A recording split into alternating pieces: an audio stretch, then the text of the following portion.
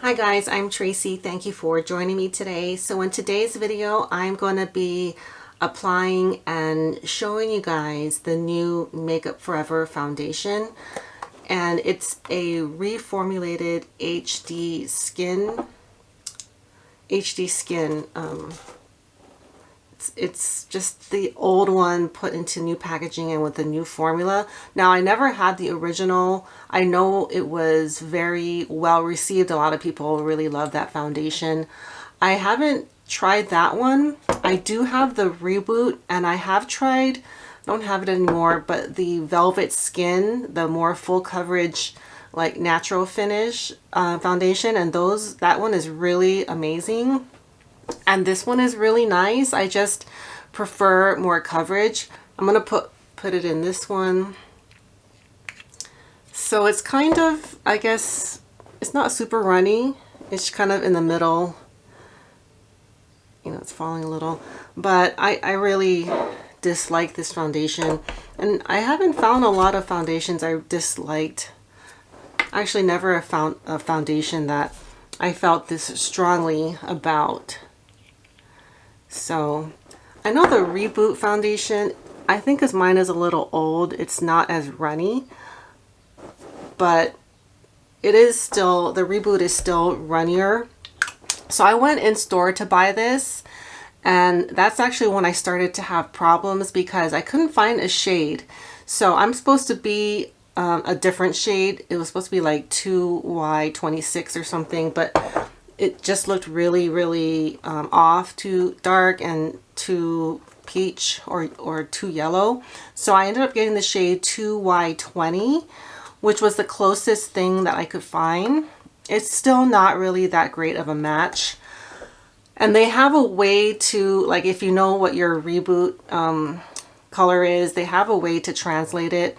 I think that system is a little off. I have Y315 and this one is a perfect match. So let me just start applying this. I'm going to use the Chikuhodo G10 for the Makeup Forever Reboot. I'm going to put the Reboot on this side and then the HD Skin on this side. And I've tried this once, so maybe it'll be better. I don't expect it to be, but I did have high expectations because Makeup Forever is known to have really amazing foundations. At least the ones that I've tried have been all really good. So I'm really surprised that I don't like anything about this one. From the shade to the texture to the way it looks, I really can't find anything positive about it. But I'm gonna use the Rephr 31 on the HD Skin side because I feel like that one, if anything is gonna provide a nice coverage, I feel like that brush would be the best, you know. And then I should have said in the beginning, I'm gonna do a continuation of the Geisha presentation that I started in my last video. I'll link that below if you guys missed that one. But a lot of you gave positive feedback saying that you really liked the Geisha stuff. So I'm gonna do more in-depth, going into the upkeep of being a geisha. And then, okay, so this is the HD. I don't know if you could see it, but to me that color looks way too yellow and orange.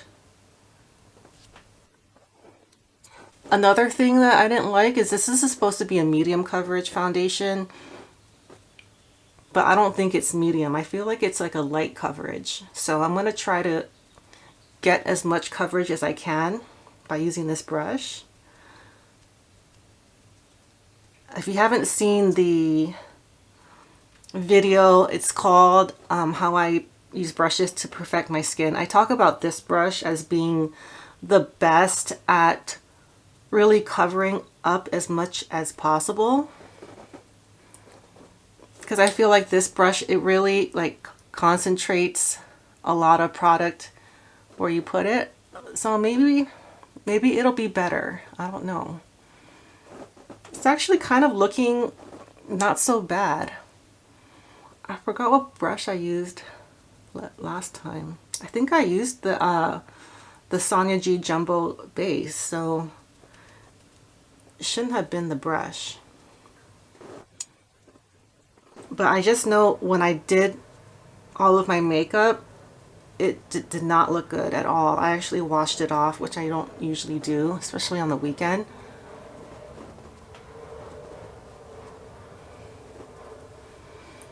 So, okay, so right now I do feel like it has more coverage. I think now that I'm using this brush, more coverage than the Reboot. For me, with the Reboot, I do use a tiny bit more than I would normally use. So I'm gonna just put a little bit more on like these spots, like where I need it.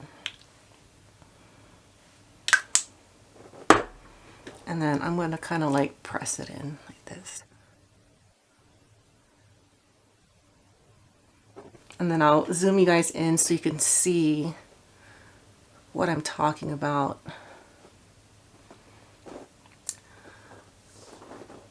So to me, this is not a lot of coverage. This is not a medium coverage foundation. It should have covered up, I think, a lot more than it does. So I'll let you guys see a little closer.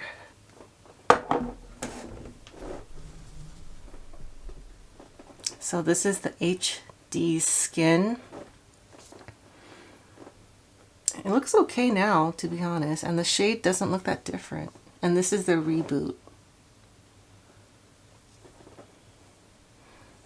So the Reboot is more luminous. See how much shinier it is? And the HD is supposed to be a natural finish. I think it's called like Luminous Matte. High resistance on skin, waterproof, sweat proof, and mask friendly. So I think that's one of the things that they tried to do with this foundation, make it so that you can wear it under a mask and for it to not transfer. And it does kind of dry down a lot. It's not like some of the other foundations that kind of stay sticky and luminous throughout the day. I feel like it does really dry down. It's still sticky now, but maybe it's not as bad as I thought, because I'm thinking, I thought the shade was way too orange, but comparing it to the Reboot, shade-wise, it looks pretty good. And maybe what I will figure out is that if I want to get this foundation to work, I need to use a particular brush, like a dual fiber like this, which is not typically how I put foundation on. This is the only one that I have that's like this for foundation. So I don't know, maybe I was thinking I'm gonna return it because I really disliked it. I found this shade on my own and I decided that this was the one that was closest, and I think maybe compared to the other ones, this is the best shade. So I'm going to be right back. I'm going to do all of my makeup and see how it wears. Alright, so I'm back with my makeup done. I want to share with you guys the brushes I use to do my makeup. And I'm starting to change my mind about this foundation, the HD Skin. Since I used this brush, it's performing much better. Like, I don't feel like I have to wash it off. I'm not sure if I love it, but I don't hate it the way I did. But so I use this for this side. I use the G10 for this side. You guys saw that. And then I used the Rephr 4 for my cream blush. I use the Sonia G Jumbo Blender and the Wayne Goss 3 and the Chikuhodo T8 and the Hakuhodo 246 to do, and the Wayne Goss 19. No surprise except the Takumi T6, the Chikuhodo my newest liner brush. I've been using this every day. I really like it. And then to powder all over, I've been really liking the Bisotto BP2, my largest Bisotto long series. And I also use the Chikuhodo Z8 for powder blush. And I've been using the Hakuhodo S113 for highlighters. I just really like the way it looks, and it performs fine. I wouldn't say any better than my other ones, but I just like using this one. So those are the brushes I used, and so I wanted to do a check-in because I feel like you really know what a foundation is like when you go out in the sun and see it and see how it looks a few hours later. So it's been about like 5 hours since I applied the Makeup Forever foundation, and it looks pretty good, but something that I noticed that you're probably not gonna be able to see is that it looks pretty heavy. It definitely looks like I'm wearing makeup. Now I did put a pretty decent layer because I tried to cover, you know, stuff up. So I would say it's not quite a medium coverage. It's more closer to like light medium. And if you build it up, it does start to look really heavy. So I wouldn't recommend that. So I'm actually pleasantly surprised at how this turned out. Let me show you guys what I mean when I say the shades are off. I'm going to put it next to the Reboot. And I noticed this with the other ones too. So this is the makeup, the HD. See how it looks kind of like peach? And this is the Reboot. I really like the shade match for the Reboot foundation. Actually, most Makeup Forever foundations, I really like how it matched my skin tone. But I don't know if you guys, I think you can see how much like peachier this one is versus this one. And they're supposed to be fairly equal. This one is supposed to be a little bit darker, but I don't think it looks darker. But you see how this one is just kind of blending into my skin, whereas the HD, it's like so obvious where the foundation is. And I tried a lot of different shades while I was in the store, but I will say the second time using it today, it came out much better. I still wouldn't recommend it just because there are so many other options out there that have a medium coverage that looks so much better, and they look a lot less heavy on the skin. So I'll say like Armani Luminous Silk is a 10, NARS Longwear is a 10, and I would say like the Estee Lauder Futurist Hydro Rescue is like an 8, and I give this like a 6. So that's kind of where I see this one fitting in, and I don't think I'm going to keep it just because I'm pretty sure I'm not going to reach for this again, and it will probably just sit in my drawer for a couple years before I throw it out. So that's my final thoughts on the foundation. Now I wanted to talk about the Geisha. So in my previous video, I went over the origins and the place that the Geisha had in Japanese society. And today I want to go into the appearance of a geisha, what goes into that, and the meanings behind those things, or the reasons for these things. So first of all, I'm going to do the makeup. I'm going to touch on the hair and then the way they dressed later. So one of the most striking features of a geisha is the white paint that they put on their face. They also put it down to their neck, and then in the back they actually leave two little like pieces, like little stripes, not painted.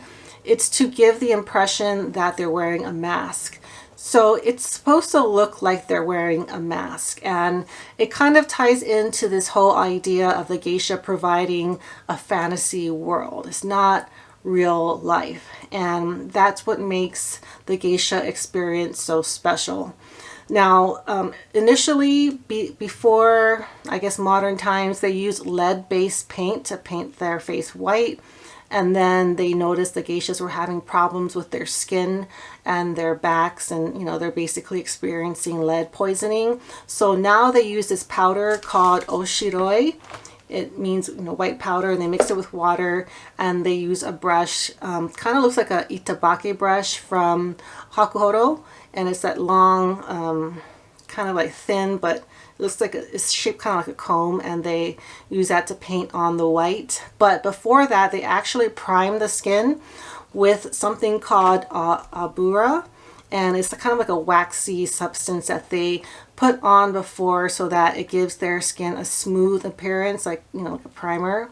And then they also use a red, so the red paint that goes on their lips is also used to like define and contour their face, and it's also used around the eyes on their eyebrows. And that is because back when geisha began, there was no electricity, so they were depending on candlelight and lanterns to see, and a lot of these activities took place at night. So the white paint allowed them, their guests, to see their faces, and they had to do the lips really in a very bright color so that you can see them. And they also lined their eyes and eyebrows, and the pink kind of, I guess, gave them like a special glow. It was supposed to be like a pink glow from within. So that kind of explains a lot of the, oh, also the lips.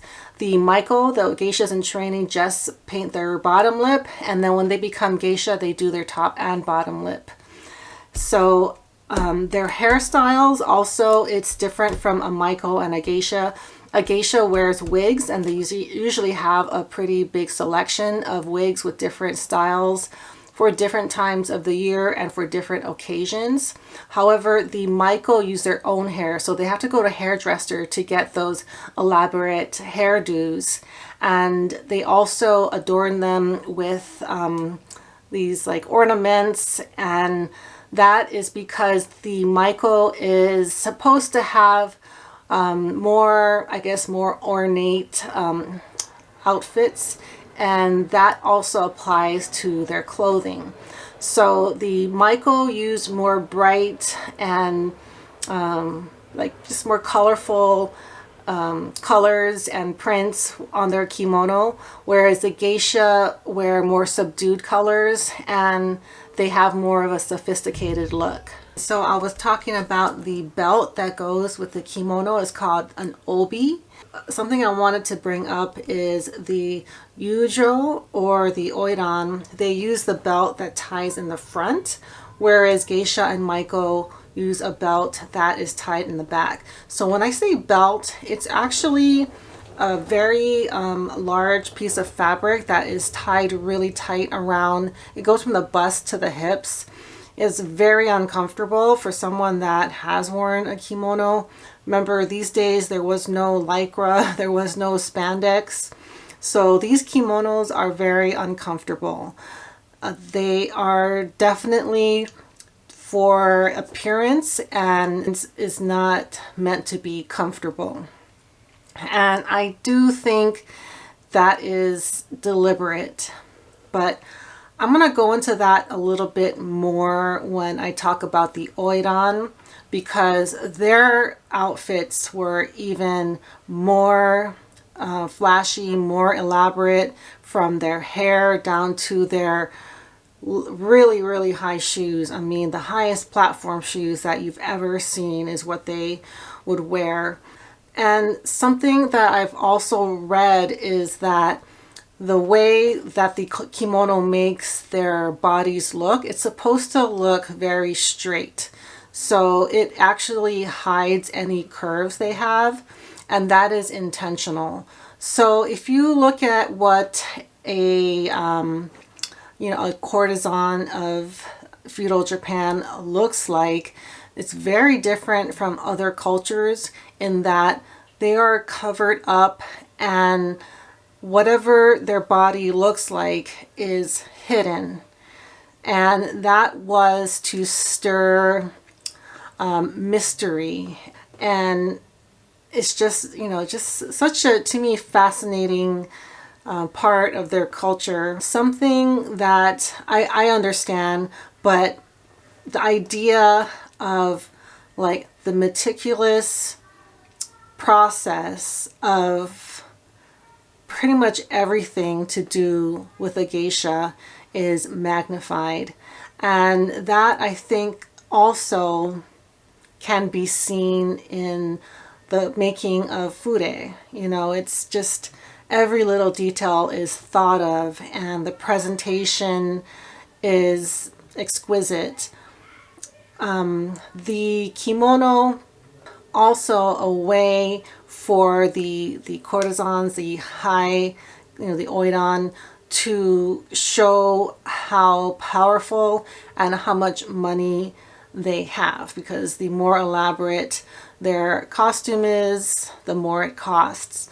So they also had something called the oiran dochu, which is the walk that the oiran does to meet their customer. They usually met them at a ochaya, a little like tea house, and it was pretty much a procession or a parade. This was to bring attention to the customer, who is obviously very wealthy, and to pretty much let everyone know just how wealthy that man is, because he's able to afford this oiran that has, you know, all these things, you know, adorning their hair and their bodies and their feet. So I thought that was just a really a very, very good example of how Japanese approach things, and it could be seen in so many aspects of the Japanese culture.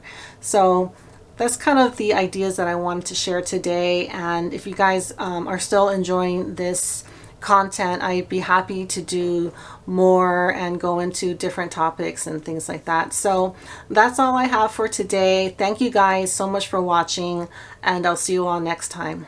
Bye.